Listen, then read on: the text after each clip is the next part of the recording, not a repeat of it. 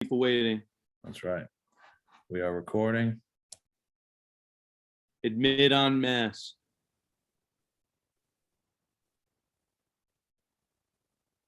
I'm just going to give this a few minutes to let, we're going to probably start maybe in 60 seconds. But I guess for those coming in new, my name is Dan Lust, and alongside Dan Wallach, we host the Conduct Detrimental Sports Law podcast. For those that are new, we cover anything and everything at the intersection of sports and law. Sometimes it's sports business, sometimes it's sports law. So for today, we are joined by two very special guests, Darren Rovell of Sports Biz, we'll say trailblazer-ness, if that counts, and Darren Heitner, his counterpart in sports law, who's helped blaze a trail over there. He was behind me. He was behind him. Okay, well, that is up for debate. That is why we are here. Dan, he was born later too, Dan. So he was born later. We fall in the family tree. We're beneath you guys somehow. Dan Wallach, you want to say anything before we give it over to our guest? No, I'm just welcome everybody. This is going to be a fun conversation. This is long in the making. We finally made it happen. So thank you, Darren and Darren, for agreeing to do this. This is definitely, I'm excited about this debate. So go right ahead. Okay, so I'm going to give you guys the floor. Just everyone's agreed on the ground rules. This is a formal debate. We have 5 questions. The panelists, or let's say the competitors, have not been given the questions in advance. They generally know what we're going to ask them about, but they do not know specific questions, the order of the questions. We agreed offline that Darren Rovell was going to go first on question 1. There will be a 2-minute opening for whoever goes first. Then whoever goes next is going to speak for 2 minutes. There'll be 1-minute rebuttals on each side, and then we'll go to the next topic. Each round will be scored by a 3-judge panel made up of contributors of Conduct Detrimental. That's our website and our podcast. And we will score and announce a winner. We'll release all the scores at the end, but we will announce a winner. There will be a winner between the Darrens. Expect this to go just under an hour, so sit tight. We should have some fun. So, Darren Rovell, I don't know. Do you have any like opening remarks about how you're going to squash Darren Heitner? I mean, this is a smack talk floor. Well, you might notice my scowl. I'm trying not to smile early on because while this is a somewhat friendly debate, I feel like it's important that I'm in New Jersey and he's in Florida. If we were in the same room, I would worry about what would happen. Darren Heitner, any final words before we start this shindig? Worry for him if we were in the same room, that's for sure. Assault. Okay. You want to kick us off with question number 1, and that will go to Darren Rovell as has been determined. Oh, last thing. Now, I'm going to give you guys a 30-second warning when your time is going to run. And then, if you need extra time, it's fine, but we're going to try to stay pretty tight. Dan, you ready? Okay. Good, Dan. Okay, first question. In lieu of an opening statement, like at a trial, let's start with a sort of a broad open-ended question. We're 6 months into the, sort of the NIL era. So first question to you, Darren Rovell, is it working? Does it benefit collegiate sports? The question is, what is it? Because it is not what it was originally intended to be. When I started covering what I think would be name, image, and likeness in 2003, which was athletes trying to get money for their names on the back of jerseys, that's what it was about. It was about your name, your image, and your likeness, and publicity rights, for lack of a better phrase. But what this has turned into is something different. It is name, image, and likeness, but it is really masquerading of that name, image, and likeness for what has turned into a completely free market. It is turned into a joke because it is not what we say it is. Now, I have no problem with athletes making money on a free market. If you want to have it a free market, then it should be a free market. But as far as, is it successful? I guess athletes are getting paid, but what they're getting paid for is very unclear. You have JT Daniels, who was the quarterback at Georgia for a couple games, and you have Sam Howell, who was the quarterback at North Carolina for a 6-7 North Carolina team, who got a card deal that was a new card company that had not previously produced cards and was said to have made 6 to 7 figures. This has become about the agents who are doing these deals, who can now all of a sudden come in their inbox and recruit them for when they're pro. 30 seconds. It has become about boosters who are trying to make their team the best team. And even if they don't have a product to give to someone, it's kind of just made up and it doesn't matter at all. So is it successful? Yes, athletes have been paid, but they're not being paid for what we said we were going to pay them for. Your time is Darren, up. your response? Darren, 2 minutes. Well, first of all, everybody, thank you for coming here on this evening to this lovely debate. And I just want to start off by saying it's very clear what the inherent problem here is, which is that you ask a legal question to a theater major. Here's an individual who has started covering NIL back in 2003 per his opening statement, yet NIL was not something that he magically created or started covering for the first time back then. NIL, name, image, and likeness, is derived from an individual's rights of publicity, which is a concept that came into creation over half a century ago, and that was derived from an individual's right of privacy. What we have starting 50, 60 years ago are states across the country providing these specific rights to individuals. Every single individual in every single state, yet you had the NCAA come in and say, no, we're going to restrict a specific class of individuals from enjoying these same rights. So to your question, is it working? Does it benefit college sports? Absolutely. All that we were trying to do in the state of Florida, in California, Alabama, Georgia, I can go on and on, prior to July 1, 2021, was put college athletes on the same playing field as literally everyone else within their same states, and especially within their same universities and colleges. Individuals who are music majors, artists, influencers in today's day and age, they all have this right to make money. And it's not just name, image, and likeness. 30 seconds. That's an easy sidestep from all this. It's about doing camps and clinics, endorsements, trading card deals, autographs, NFTs. So you're right. It's about a lot more than simply name, image, and likeness. And it's not masquerading. It's not masquerading for a free market. It's giving every individual the same right to negotiate a deal as people who are not college athletes. Okay, that's time. Darren Rovell, 1 minute rebuttal. I would just say, where I am concerned is not only the athletes getting paid, but what are they actually getting paid for? And I think that has to count here. Again, JT Daniels getting paid for the cards. Like, we have to debate, is that a real deal? Is that not a real deal? And I know that you, Darren, say, well, if it's a real company and if it's real money, it's a real deal. But and I'm sure we'll get into the whole idea of Life Wallet and a new product that has no revenue. And you say, well, it's a real deal because, hey, it's a real company and it's real money. But there's no one to analyze these deals. And I think it does matter, as long as it's name, image, and likeness, that these deals are real. The NCAA is not going to do that because we know of the Alston case and they're worried about restrictions and how it looks legally. But if this is a free-for-all, which it certainly has become, and it's going to get worse and worse, let's just call it a free market. This is not a name, image, and likeness. But who decides? I have a minute now, correct? Correct. Who decides what is a real deal? Why are we now saying college athletes, this sect of individuals, have to actually go to some third party who determines whether or not it's a real deal, when literally every other individual in the United States does not have to do that when he or she transacts with a third party entity?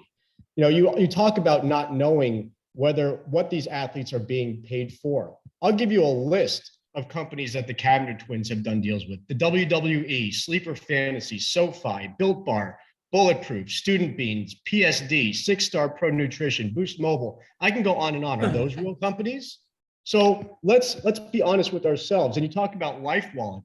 It's a startup company. There's actually money being paid to these individuals, and they have to provide deliverables in exchange for that. I've seen the contracts. There's quid pro quo. If you have beef Your beef should actually be with the NCAA, which on June 30th, 2021, decided to come out with very basic restrictions.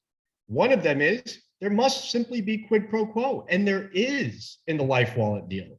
So you can be upset about it, but it is what it is. Okay. Mike, Mr. Behind the scenes, we need to unmute Dan Wallach. Okay. Question number 2. So that question is in the books. We are scoring that with the judges. We will announce that at the end. Question number 2 is a topic that you guys both hit on your answers. So you have the issue of Life Wallet. You have the issue of quid pro quo. You have the issue of what the NCAA is doing. So this topic in this panel is not designed to say what is legal and what is illegal, because I think we can all agree that we're operating in areas of gray. This topic is designed to say, right, if Darren Rovell or Darren Heitner is deemed the commissioner of college sports tomorrow, what should be put in place in terms from a procedural safeguard level? Should that be the role of the NCAA? Should that be a role of a third-party administrator? What safeguards would you put in place today to fix the world of NIL and get us out of shades in gray and put us into the black and white? Darren Heitner, your first 2 minutes on the clock. Well, what's so interesting about Darren Rovell's commentary over the past few months and what we've heard from him thus far today is he tries to distinguish from a world where he thinks there should be NIL with this overseer making determinations as to what is right and what is wrong, which, by the way, is highly subjective and will ultimately be completely inequitable, and what a free market is. He seems to not realize that we live in the United States of America, which is a free market. And we try to prevent overbearing restrictions. And there's no specific situation where, as I mentioned earlier, if you're not an athlete and you want to engage in these types of activities, that somebody is overseeing this and telling that individual or telling that brand that they cannot engage in such a transaction. So from my perspective, the least amount of restrictions, the better. So what I would do if I was in charge is I would actually look at the 4 bullet points that the NCAA currently provides as to what those prohibitions are. At this point in time, the states that have passed the legislation on NIL, I would advise those states get rid of them altogether. Because when they passed that legislation, there was no Alston v. NCAA. The NCAA was thinking about actually having a third-party administrator. Those states did the job to get the NCAA to make the change. Now that the NCAA has, I would keep the quid pro quo. I do think that there needs to be something that the athletes are providing in exchange for the money that they're receiving. However, I would also get rid of the prohibition on athletes getting paid in exchange for performance. Outside of college sports, that's acceptable. If you look at NFL players, MLB players, NBA, et cetera, in their endorsement contracts, they can get bonuses and escalators based on their on-court, on-field performance. And I don't see why there should be that restriction in place. Finally, I think we need to do something about high school athletes. We should not be restricting them from enjoying these rights as well. I think that's something that the states misstepped on. They should have included high school athletes as well. Your time is up, Mr. Rovell. You have 2 minutes. First of all, I think it's comical that Darren Heitner used the Cavender twins, who are not part of this market in terms of what's going on, because they're not being recruited by other WAC women's basketball programs. This a lot of this is fraudulent in terms of the NCAA. First of all, the NCAA and what they did is completely ridiculous and unacceptable. Because of the Alston case, January 30th, the boosters couldn't talk to anyone, and all of a sudden now they can DM, offer deals, and God forbid the schools should not be in charge of this. The schools can, yes, they have to look at the contract, but God forbid they should not, do not talk to anyone at the schools. You know, I just think what's going on here is clear, and Darren Heitner, because he's making money off it, is so obtuse about it. What is happening is, this is what is happening. Booster organizations are organizing, and they are trying to come up with the biggest pot of money, and they don't care what the product is, and they're assigning based on performance and based on trying to keep the person there. They are assigning what values are, and that's really exactly what's happening. Now, the NCAA didn't do anything, or there's no rules within these states that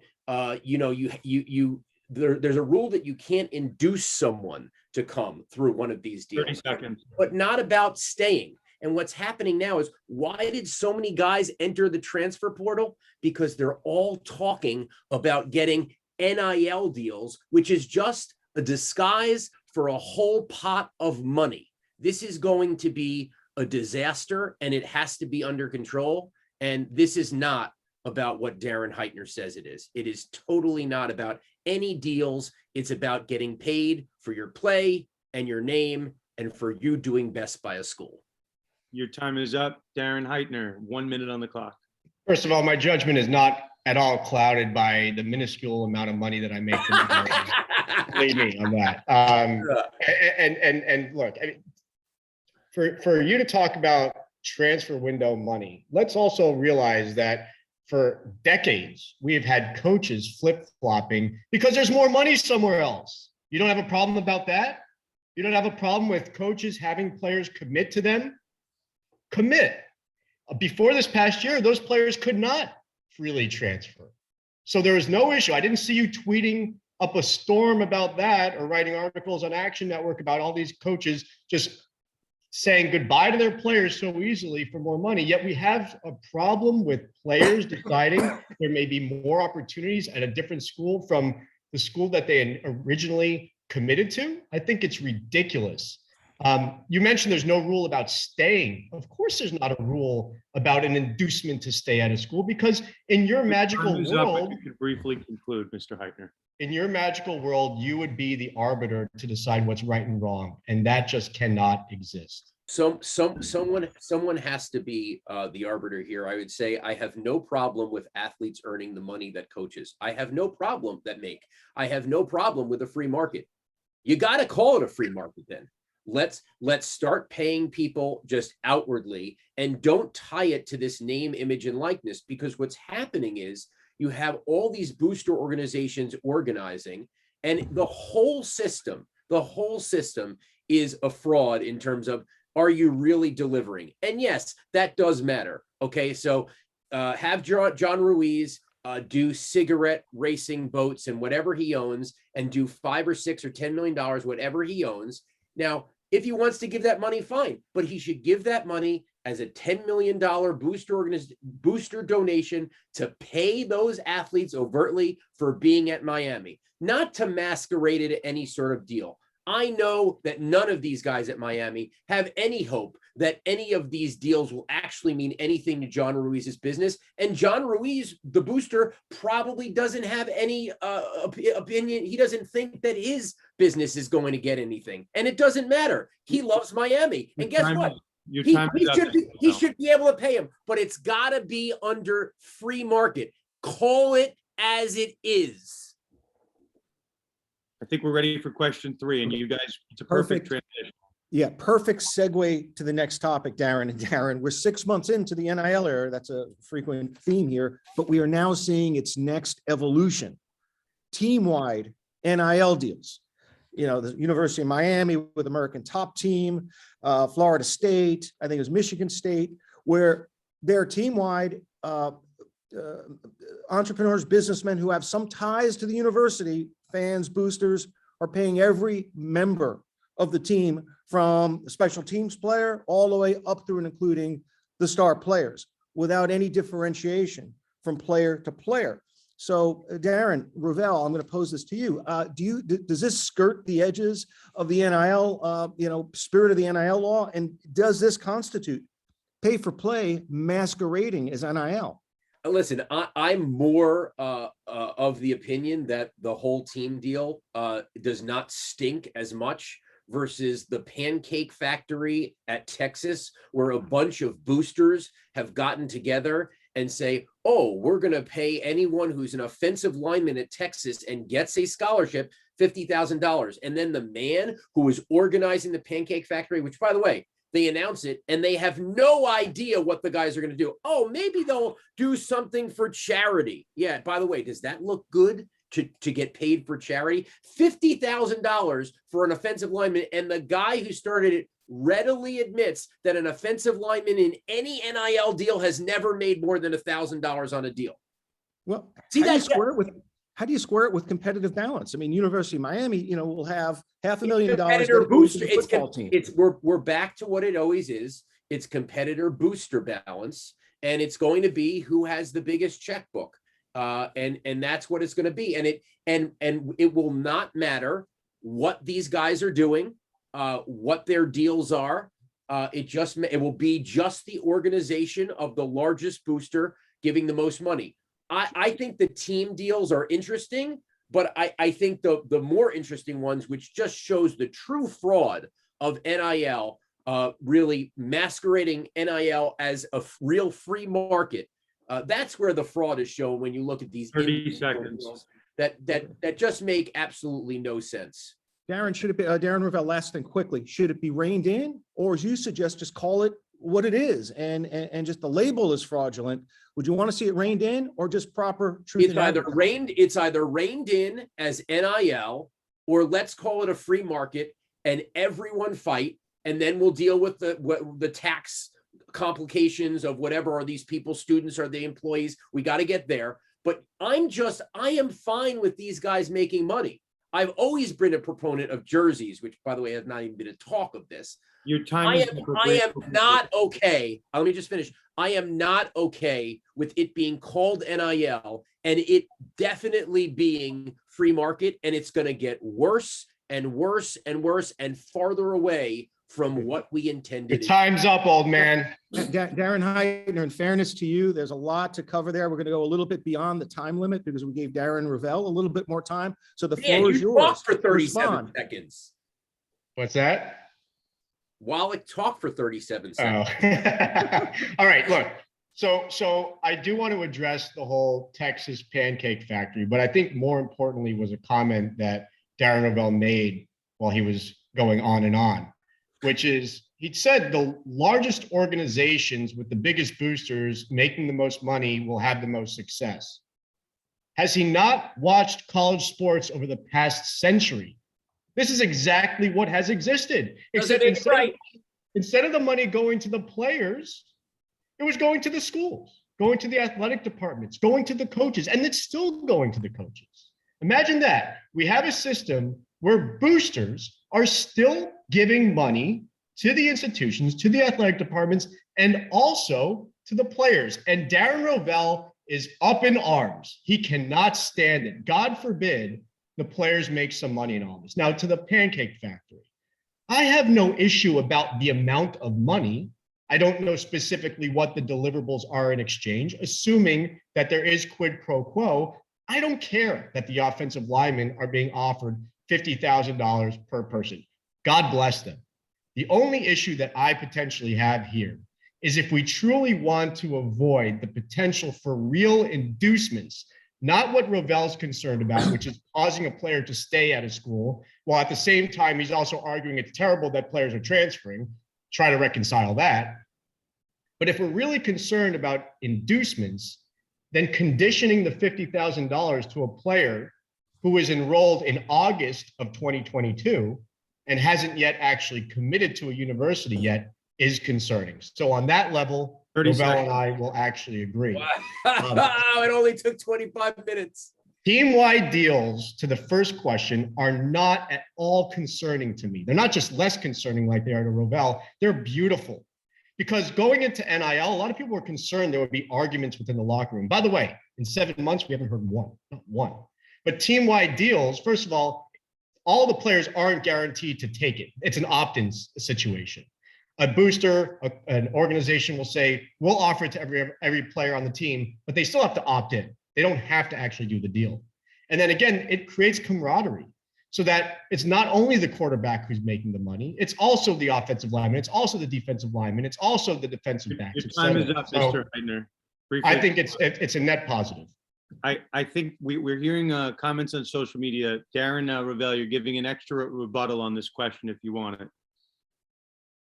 I would say I think it's important. I am a steward of the game. I love college football. It is my favorite sport. Yes, these biases and the boosters who have the most money and the schools that have the most money have won. And I want players to be paid. But this is about jersey sales, true endorsements, these kinds of things. And the Pancake Factory is completely ridiculous and is an inducement to come to the school. If you know, all I have to do is get a scholarship as an offensive lineman at Texas, and I make my $50,000. That is totally an inducement. And if you look at the transfer portal, the amount of people that enter the transfer portal, I know this is relatively new in the scheme of college football and how it works, is the amount of people that entered it is a ridiculous number. Why? Because they're all shopping the how much can I make $1-2 million. And during that time, there is no quid pro quo during that time. They get a bucket of money and then they find out what the endorsement is. So that's how it's going down now. Unlike Darren Heitner, I've talked to 10 or 15 coaches. I know what's going on and how it's happening. He might know from the NIL side. I know from the college football side. And this is turning into a complete disaster. It is not name, image, and likeness. It is a free market. Call it what it is. Your time is up, Darren. I'm pretty sure that I've talked to more. Minute and a athletic half, department- Darren. Minute and a half, Darren Heitner, and then we'll move on to question 4. Go ahead, Darren. I'm pretty sure that I've talked to more athletic departments and athletic directors in the Not past coaches. month than you have in your life, Darren Not Rovell. But putting that aside, I mean, you're infatuated with the transfer window, and you can have as much beef as you want with the transfer window. It's obviously a new concept, and it just so happens to coincide with the start of NIL. But you're really having an issue with combining the two. NIL, while it may be true for a select number of individuals, having a real influence on those players deciding to put their names into the transfer window and perhaps even transfer, by and large, and with many athletes that I speak with many athletic departments that I speak with, NIL has little to no role in a player deciding to put his name in the transfer window and ultimately early. transfer.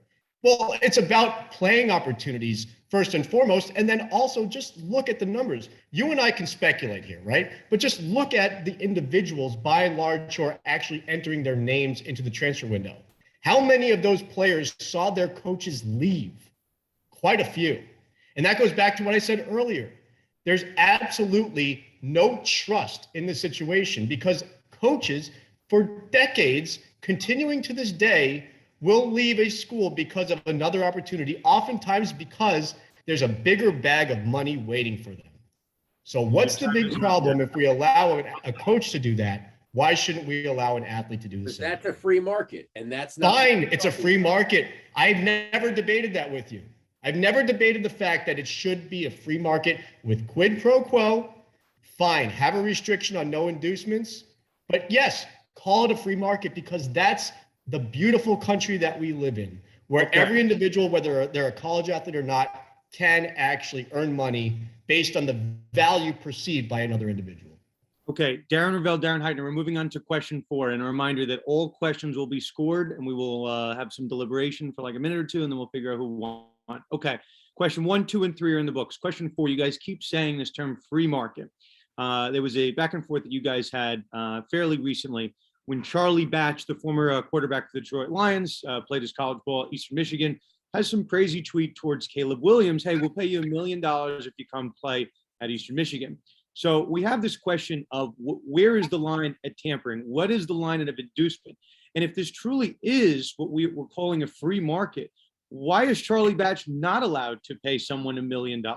Why is someone not allowed to do someone with $5 million to go to the school of their choice? That seems to be the pure legal definition of a free market. Then any type of money can be paid to get someone to come.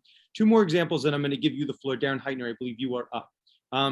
We had a scenario with I think people can figure it out, right? We had certain players, be it DJ over at Clemson or Oklahoma even, where the starting quarterback at the end of the year, Spencer Rattler, had all these local deals that were done in Oklahoma, and then you guys transferred over to South Carolina. So there's a couple of Oklahoma businesses that are left holding the bag with the player that was no longer starting and now has transferred. So the way the NCAA rules work out now, you are not allowed to condition pay based on performance, but maybe you should, right? That's what a free market would necessarily entail, but we don't have that. So the question really, Darren Heitner, to you, should we have a true free market? Should we allow these contingencies? Should we allow incentives? This is you, Darren. State your case kind of as the commissioner of college sports. Should we be doing more for college athletes? Well, yes, I think so. And I do think it won't be long from now until we see a challenge even to the very basic set of prohibitions that have been put in place by the NCAA. You mentioned Charlie Batch, et cetera. I mean, Charlie Batch's tweet, for any of you who haven't seen it, I believe it's still up. He made an offer of, I believe, $1 million for the starting quarterback, Caleb Williams at Oklahoma, to leave once he put his name in the transfer window and go to Charlie Batch's alma mater. Now, that is clearly a violation of the NCAA's rules, its basic rules, because that would be an inducement that it would be conditioned on Caleb Williams' enrollment at the school. Now, there's certainly a good question as to what are the consequences. Would the NCAA even do anything about it at this point in time after Alston? And will there be a challenge to these specific prohibitions and these restrictions after the Alston Supreme Court case? Personally, from a normative perspective, I don't think that there should be any of these restrictions in place. I am a firm believer of a free market economy, and that's true whether it's college sports, the pros, et cetera. Now, I do understand there are not the same types of restrictions with regard to movement that there are in college sports as there are in, let's say, the NFL, where a player gets drafted by the team and the team has the player's rights, et cetera. And so I also then understand the reason why the NCAA would want to have these specific, very basic prohibitions in place. But again, I don't believe that we're going to be sitting here very long before there is even a challenge to those restrictions. And me personally, I don't think that there's a justification for them. I also will tell you, I think that we're not far as I once thought that we were from going beyond NIL and beyond a free market to actually having the athletes compensated by these schools for the labor that they're providing. I think that you may find a conference in the near future that decides to at least give that some real thought, and that could be a sea of change for the NCAA at large. Darren, Rovell, and I want you to focus in particular too on maybe we're not being fair to businesses, right? Maybe the Spencer Rattler deals should be voided if he's no longer in South Carolina. Dan, it doesn't matter. They're not looking for any return on investment. That's why you haven't had them scream from the rooftops. It doesn't matter. It's not about the deal. Miles Brennan, who was the quarterback at LSU, he got hurt. He never played a game. He had 5 deals. His local businesses in all the articles never really said anything about disappointment. Why? Because while there might be a quid pro quo in the paper, it doesn't matter. They know what they're doing. They're keeping him at the school. It's a free market. It has nothing to do with ROI. Spencer Rattler, all these deals, almost all of them universally worked out bad. Derek King, the face of NIL, came out in the first 8 hours and he was like, I have all these deals. Three games in, he's out. He's done for the season. Sam Howell has a bad year. Sam Rattler is not playing. Sam Rattler's not playing. All these guys doesn't work out. The Charlie Batch thing is hilarious because had he not tweeted that, the same thing would have gone down. Eastern Michigan alums, he even mentioned the company. You can look at the board. They were getting together $1 million and they could have quietly offered it to Caleb Williams. And as long as that tweet doesn't come out, Darren Heitner has no problem with it. But this is exactly what is happening. So again, like, let's call it free market. Let's not call it name, image, and likeness, because these businesses, they don't care. They're boosters who happen to have a business and they're using NIL as the fraud to get someone to stay there, play there, or get them there. 30 seconds, Darren. I don't need 30 seconds. Okay. Well, your time's up. So look, I mean, it's completely ludicrous for Darren Rovell to make such a blanket statement saying that all the companies that are doing NIL deals are not doing it for any return on investment. I mean, I'll just give you one example of a law firm, Morgan. You see what they've done with athletes putting up billboards across the country saying size matters. And you have athletes at Kentucky, at Georgia, et cetera, on those billboards. And Morgan's paying those athletes in exchange for having the And ability. they've gotten more lawsuits. They've gotten more clients. They get exposure. That's the name of the game. I mean, I've done work with Gatorade, Foot Locker, et cetera. You should see the amount of diligence that goes into these deals. They actually negotiate the terms on these deals, which obviously you don't have an appreciation for because you're just writing at Action Network. But when you're behind the scenes and doing these deals, you have an appreciation that a lot of these brands actually care about a return on investment, especially the national brands. Sure, there's going to be boosters that are pumping money to athletes because, yes, they want those athletes to be happy and stay at those universities. But I go back to what I said before. So what? We've seen those same boosters give money to the athletic institutions. We've seen them give it to the athletic departments, to the universities. Why do you feel better as an individual with the money going to those institutions that largely do not need it to build these fancy facilities, to pay these tens of millions of dollars to college coaches, and you have such an issue if the Pancake Factory gives $50,000 to an offensive lineman at Texas, who, by the way, probably needs that damn money a lot more than the head coach. Darren Rovell, rebuttal. So we should be a charity now. Listen, you keep saying over and over again that I have a problem with this free market. I don't. I love college football. I love college basketball. I deeply care for these sports.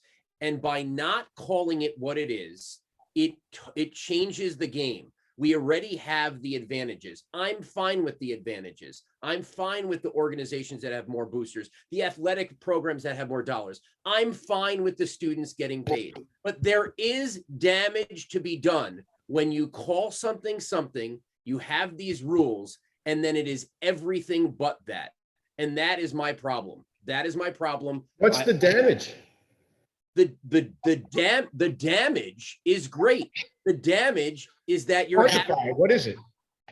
The damage is in this season, the one who could cheat the best is going to win. Now it's out in front. The best cheaters who can lie under name, image, and likeness to give the most money to Caleb Williams, who now all of a sudden is looking at Wisconsin. Okay. And it ain't just cattle and cheese they're giving him. It's the biggest cheaters win, and maybe that's always been the case, but now it's right in front of our eyes. And we can do something about it. We can say, you know what? Now it's time for free market. This has little to do with name, image, and likeness. This is free market. It's a free-for-all. Everyone wheel in the wheelbarrows of money and let's go. Let's do it all together. Let's call it what it is. I'll place a bet with you right now. Wherever Caleb Williams goes, that team does not win the national championship. You're putting a lot of emphasis on that, but and that would mean that, you know what? He won't care. He'll get $3 or $4 million. He doesn't care if now these guys will go to I know one guy who told me he went to a place for the bigger money. So that's going to happen. Great for him. National championship has nothing to do with it. He could go again. You're going to see guys go into Jackson State. They'll transfer out of nowhere to these small, and that will just prove it's all about the money. And let's do it. Let's just, again, free market. And I'm happy as hell for those players. Darren, What is there? Not name, image, and fraudness. We are ready to move to the final question 5. And as you answer this question, be mindful you have closing arguments afterwards, so we're not quite done. But go ahead, Dino. There's all the states are taking different approaches. There's a hodgepodge of different state laws. There's lack of, conformity. You see the same thing develop in the world of legal sports betting. There's always the question, should there be federal oversight? That's been successfully, I think, pushed to the side because, gambling is typically regulated at the state level. There's not a lot of demand for federal regulation of gambling. But with name, image, and likeness, it strikes at the heart of, competitive integrity, interstate commerce. You have questions arising as to whether these deals actually represent fair market value, different definitions. What's allowable in one state is not allowable in another state, and it creates an imbalance that could, induce players to, chase deals in other states that have more relaxed state-level NIL rules. So do we need a federal system or a federal approach to create uniformity across the NIL spectrum? Whoever wants to take that first, jump in. I'll take it. It's an excellent question, Daniel. And You know, I think you make a really good point about gambling, and I actually don't think that rights of publicity, when we talk about name, image, and likeness, is all that far away from gambling. You know, gambling typically left up to the states. Same is true for rights of publicity, as I mentioned earlier, which is where roughly half the states in the country have codified an individual's right to publicity through statute, and the other half of the states have recognized it through the precedent that's been established through the court system. I think what's really interesting about this whole debate as to whether or not there should be a federal law for rights of publicity, name, image, and likeness is there's not currently a national law for everyone outside of college athletes. So it's sort of odd that that Congress would come in and create a specific right of publicity just for college athletes and ignore the rest of the population, leaving that to the states. My personal opinion is lesser restriction, the better. And I know that doesn't surprise Darren Rovell. What Florida, Alabama, California, et cetera, did, very importantly, was push the envelope and get the NCAA to make a change. In the midst of that, you saw the Alston v. NCAA Supreme Court decision, which has now tied the hands of the NCAA. So from my perspective, I believe states like Alabama, whose legislature just passed a bill with only one vote of no to remove its NIL law, I think other states should follow in Alabama's footsteps, because if all the states now repeal their laws, we are left with uniformity, with the NCAA controlling with its very basic prohibitions. One issue that we have with Congress getting involved is obviously there's going to be lobbying, perhaps the NCAA having a big influence, and then also who at the national level is actually going to regulate it. Is it going to be the FTC, the Federal Trade Commission? They haven't done anything in 20 years of trying to regulate the athlete agent industry. So I do not trust that Congress, the legislature, any part of the federal government should intervene in this specific area. Your time is up. Okay, Darren, Rovell? There's a couple problems here. One, the NCAA, whose greatest job, other than the 88 championships, the tremendous job they do, and the only job they had was enforcement. And now, although it was said that Mark Emmert said that there's going to be, I guess they're looking into some violations regarding NIL. Wow, who knew? I don't trust the NCAA to do anything after Alston. I do worry about the states, because what is the motivation, even if there is a law in the states, for the states to enforce it? You think the grads of Texas and Texas A&M and those that make up the state Senate, the state legislature, want to enforce these things that will hurt their schools against schools in other states? No. So I have no faith that there's going to be a national law. I have no faith in the NCAA. And I think the NCAA is now nothing. Now that they do not have really, they're not caring about this. It is now a free-for-all. We have to get rid of the NCAA. That's it. And we have to just, I advocate the free market that Darren Heitner wants. Let's advocate it. But I say, let's do it, guys. Let's take away the NCAA. Let's say you guys, spend as much money as you want, you boosters. This is professional ball right under the NFL, and let's do it. Because I don't see a path where the states are going to restrict, where Congress is going to do anything. Certainly not the FTC is going to do anything. And so I just don't see a path right now to enforcement, and self-regulation certainly is not going to happen either. I think we're far down, and this train is long out of the barn. But I do think, and I've said this the entire night, I do think it's important to declare and say, okay, guys, now it's free market. Let's not these 10 seconds. These booster organizations that are surreptitiously organizing together to have one of the boosters fraudulently put their organization, their company on, and organize it under the athletes, and organizing all these values and how we keep the athletes. The whole thing is completely disingenuous. I'm not asking to take money away from athletes. Pay them. But you have to talk about what you're doing. You can't say it's one thing and do something else. If it's a free market, it has to be a free market. Let's call it as it is. Your time's up. Darren Heitner. Well, I mean, it is somewhat comical, the status quo as we sit here today, because as Rovell mentions, I mean, we do have, many states still with NIL laws in place. But if you look at the laws, show me where the enforcement mechanism is. Like, who's the body that's actually going to enforce it? And will they ever enforce it? Of course not.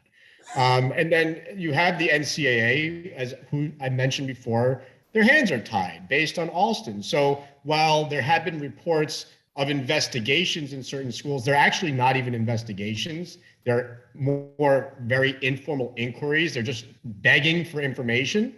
No school is actually at risk of any penalties at this current time.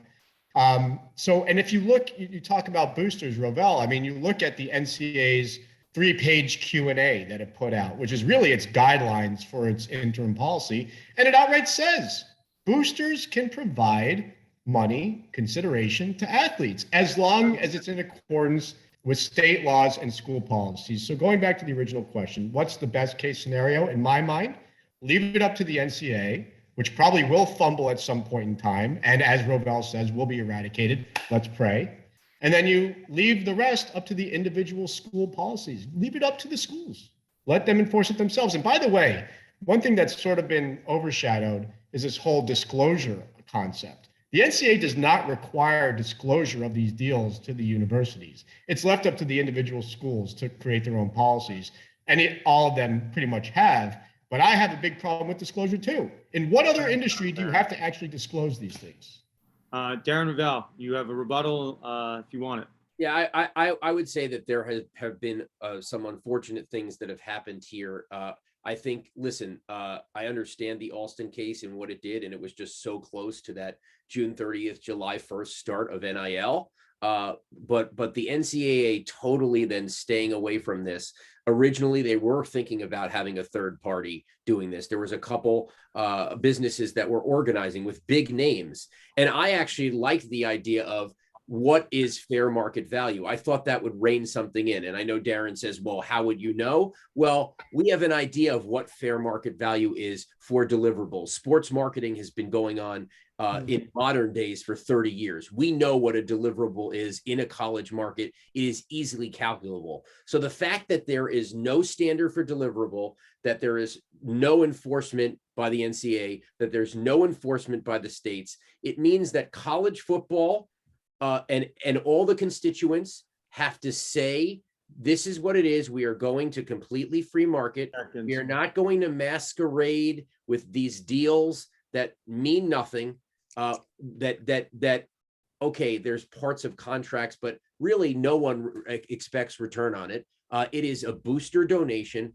Again, I said this all night. No problem with players being paid. Problem is, we need to say what system we're operating under. And so then no one's cheating. It's all fair. Pay players as much as you want. That's what you do. But don't do it under this NIL guise. Your time is up. Rovell, how about the fact that Oliver Luck, who was a favorite, was at the NCAA, and he thought he was going to run that. He thought he was going to run it, and now he's running West Virginia's collective. Right. Okay. Darren and Darren, we have reached the final phase of the debate. We want to thank everyone that's joined us so far. So you guys have touched on it briefly, okay? And part of this panel, in addition to talking about the previous months, is looking forward. You guys can take this in any way that you want. Darren Heitner, you're going to be first because you passed on the first question. So 2 minutes on the clock. The future of college sports economics, what it holds, good or bad. Take this in any direction you want. These are also your closing arguments. So whatever you want to expand on that you did not hit on earlier. Well, first of all, I'll say one thing Rovell and I can agree upon is Athletic Brewing beer is fantastic. That's number one. So hashtag investors for FTC. Hashtag investors, got to disclose. Okay, so going back to the very first question tonight, which is NIL working? Does it benefit college sports? And the answer is absolutely yes. Going back to 2019, when I was asked to be part of this effort to help create a bill in the state of Florida and promote it, the very first thing that we asked ourselves is this something that we believe is a true right that athletes should have and that should have never been taken away from them? And it was a resounding yes. We looked at what California was doing. We asked ourselves, should we wait until 2023 to provide these rights to athletes? And we said, absolutely not. In fact, when we first looked at it, we thought July 1, 2020 should be the effective date. It ultimately got pushed back to July 1, 2021. Most of the naysayers said this would create chaos. This would create anarchy. This would create strife in the locker rooms. It just would be the end of college sports as we know it.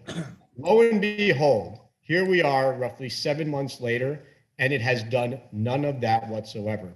In fact, I would argue it has made college sports even more exciting, more interesting for all of us to follow, and has actually caused a lot of debates like tonight, which does bring a lot of attention to college sports, even when specific sports aren't being played. So I would venture to say we've learned a lot more about athletes because of NIL. We've learned about their stories. We've helped many athletes who come from very depressing socioeconomic backgrounds and given them more than the minimum scholarships, more than the minimum cost of attendance, while others, every single other individual in college sports has been benefiting over decades. Finally, we've just started to give athletes a seat at the table. We've started to give them this one opportunity to earn money, not with any influence of the university, but on their own to negotiate these deals with third parties. And ultimately, we will probably get to the point where they are sharing in revenue. It is not disrupting college sports. If you listen to what Darren Rovell is saying, he's saying he has no problem with a free market. He has no problem, but we just need to call it what it is. Your time He's is the up, one, Darren. he's the one who's caught up on that. The athletes are benefiting. Everybody is winning in this. Rovell is just sour grapes. Sour grapes, Darren Rovell. You're up. So Both if arguments. it's about me, let me talk about my skin. I'm a graduate of Northwestern University. I am a proud booster and fan of the Northwestern Wildcats. Let me tell you, you might be, at the University of Florida chomping away, but let me just tell you what goes on. Maybe there's not inducements to come into our school. Yes, there are requirements, but in the transfer portal, for example, our coach, Pat Fitzgerald, does an incredible job of developing people who get 2 stars, get 3 stars, and become 5 stars and All-Americans. And then what happens is in the transfer portal, what happens? Well, then there's inducement. There's, oh, we'll give you, now that you're a 5-star, now we'll take you away. There is a major loss with what is happening right here. And I think it's completely disingenuous to say this has been a success. Yes, it has been a success in the athletes' wallets. But what Darren Heitner doesn't tell you is behind the scenes, what is going on is a disaster in terms of all these organizations organizing these massive, massive amounts of money and trying to come up with fraudulent ways to pay these athletes under NIL. I've said all night, and I knew I would lose this argument if I said otherwise. I am for the payment of college players, but to not acknowledge that by not calling it a free market, that there is damage to the game is completely disingenuous. There has been a lot of damage. It's just happened behind the scenes, and you haven't heard the people who are damaged and the system that is being damaged talk up. But I can tell you, if we're going to go free market, I advocate we go free market as soon as possible. It will allow everyone to, maybe they're not on the same page because they have different amount of booster money. They have a different amount of tradition. They have a different amount of money and revenues in their athletic program. But everyone will be on the same page on one thing. And that one thing is, what are we doing here? What is the definition? If the NCAA is going to do nothing and they're doing nothing, let us all agree, for the sake of our sports, what are we doing here? That will conclude it. That will conclude closing arguments. I'm being told by our judges that they are calculating the scores as we speak. Calculating them. I'm getting the Google Docs where they're being uploaded in front of me. I think I They have have Venmo accounts? We have yeah, not, because you think it's fair to pay them. we have not given you the judges' Venmo accounts. That would be unethical and impermissible. Heitner doesn't know the line. Mike Lawson, we need you to unmute Dan Wallach as we're waiting for the scores to come in. Dan, what are your final thoughts as I'm filibustering while the scores are calculated? Well, I mean, there's so many areas that we didn't even touch upon. I'm really focusing on other areas too. What do the mid-majors do? How do schools that are in the lower rung of collegiate sports, particularly in college basketball, how do they keep up? You're talking about making this a survival of super schools, and why do these mid-majors even bother to compete? And they'll have Mike's car towing give someone $13 million. And the only condition is for the athlete to once ride shotgun while they tow one car. That's how they'll do it. Well, Hofstra doesn't have those kinds of boosters. No one at Hofstra or schools that, might occasionally qualify for the NCAA tournament, they're not going to be able to compete in this environment or even be respectable within this environment. They will lose players to schools higher up on the rung. But they always do. I mean, that's no different than 2 years ago. The difference will be in the transfer portal, though. I'm telling you, the difference will be in the transfer portal. Not really for college basketball. If they're talented enough, they'll go pro. Okay, that's true. But the difference in college football will be the transfer portal, where you see guys at the lower rung who turn out to be unbelievable, who was a 1-star, who turned into be, what Cooper Kupp has become in the NFL. And then those guys will enter the transfer portal and they will be gone. There will be no chance they will come back. But I think that happens because of the transfer window, irrespective of whether NIL is in place. It's more. I think it's more exacerbated now. No chance. Okay, so I have the scores from the first 5 rounds. The scores are still being calculated with your closings. So this might be controversial enough. We added a 4th judge. We have a 4th contributor of conduct detrimental. Maybe that will help to have a 4th judge. So the scores were done in the boxing format. 10-9, 10-8, 10-7 if it was a complete blowout, or if they're some type of knockdown or something. Can you reference what each round was referring to? Yes. Okay. Yes. So I have the scores. Were there any point deductions for low blows? I caught a few in the debate. There is a round with a score that is very low. So we can get an explanation later, but someone might have got a point deduction because the score doesn't make sense otherwise. Okay. Round 1. The first question asked was the first 6 months of the NIL, how's it going? Is it going well? Is it going poorly? That round was scored by our panel of 4 judges, all contributors to conductdetrimental.com. Darren Rovell, 39, Darren Heitner, 37.5. So round 1 was scored for Darren Rovell. Round 2 was if you were a conference commissioner, the czar of college sports, what would you do? What procedural safeguards would you put in place? Third-party administrator, should the NCAA be taking a larger role? That round was scored Darren Rovell, 39, Darren Heitner, 38.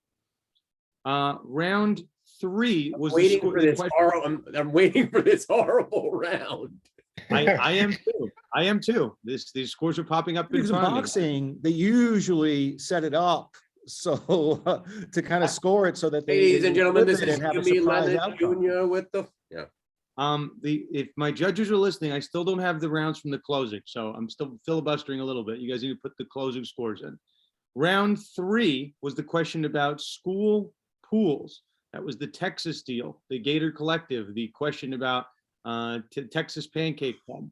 That round was scored Darren Rovell, 39, Darren Heitner, 37. Okay, so right now, if we're doing the scores, Darren Rovell has a 4.5 point lead as we enter round 4. Heitner needs a knockout. Heitner needs a knockout. Round 4 was the question about the free market, question of whether or not it is a free market, whether or not more needs to be done. Darren Rovell was scored in that round a 32. Darren Heitner was scored a 40. what? Unclear what happened in this round, if there was a low blow, but Darren Heitner has taken the lead by, I believe, 3.5 points. Wait a second. We're tabulating total points or rounds here? Total points. Okay. Total points. Yeah. Total points. It's boxing rules. Okay. Okay, hold on. Before I keep announcing this, we got 1.5.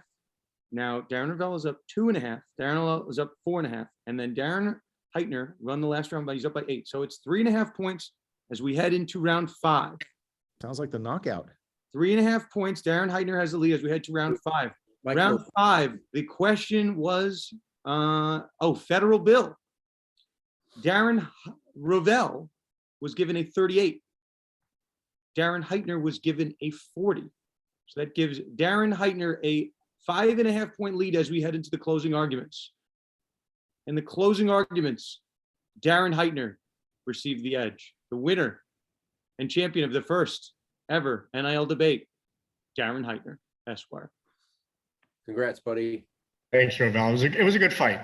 Good fight. Good night, my brother. I think I want to call a rematch. We're gonna find out what happened in that round 4. Darren Rovell, you might have said something inappropriate because you scored a 32. That was the lowest round by far. I'm not sure what you did below the belt there, but the judges were not happy with that. Are we sure it wasn't a fat finger error?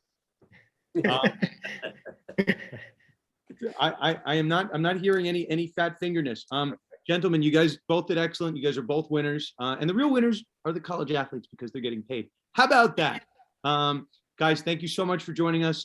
If you enjoyed this, stay tuned for Conduct Detrimental, the intersection of sports and law, conductdetrimental.com, all the fun stuff. Darren Heitner, we promised. Darren Heitner has a book, How to Play the Game, is what I use for my law students at New York Law School and my sports law students. And Darren Rovell, anything and everything betting at the Action Sports Network. Guys, anything else to plug before we get out of here? No, I just want to thank you guys for putting this together and getting so many people on board. This was a lot of fun. And thanks, Rovell, for being a good sport. I'm a proponent of dialogue and debate and impassioned debate. And I think that's how we really get somewhere. So I think tonight was, whether it was a step in any direction, I think it was good to talk it out. And I think that always helps and pushes the dialogue forward. I'm going to tell you guys both and our remaining people that are here. We had people on the agency level that were turned into this. We had people at the professional team sports level that tuned into this, as well as administrators at the college sports level, people that reached out, wanted to watch this. So listen, if the NCAA is not going to take an active role in this, lawyers, sports business people, the MBAs, we all got to play a hand and try to push us in the right direction. So I think a very productive conversation, regardless of who won and who lost. If you guys want to run this back, do some crypto, do some NFT. I think you guys are ready. I think I'm tired from crypto. I'll take a little break on that. And this was a perfect debut to what I think will be a somewhat regular format. I love the idea of a 2-person debate. You know, we've been doing panels. And there's not many people more angry at each other on social than me and Darren. So I'm not sure how regular. The final tally, as the judges are confirming, Darren Heitner 202.5, Darren Rovell 196, and the comment on round 4. Some anonymous person in the Google Doc is writing this to me. Heitner scored with me for pointing out the businesses that are looking for ROI. I thought that was the best and most cogent point made the entire debate. So that it seemed to be it. You got a knockout blow in round 4 on the ROI, Darren Heitner. So that seemed to be the difference maker here. 8 points. Thank you all. This is So great. I think we can put this in the books. Thanks everyone for tuning in, and we'll see you next time on another debate, Conduct Detrimental. Thanks everyone. See you guys.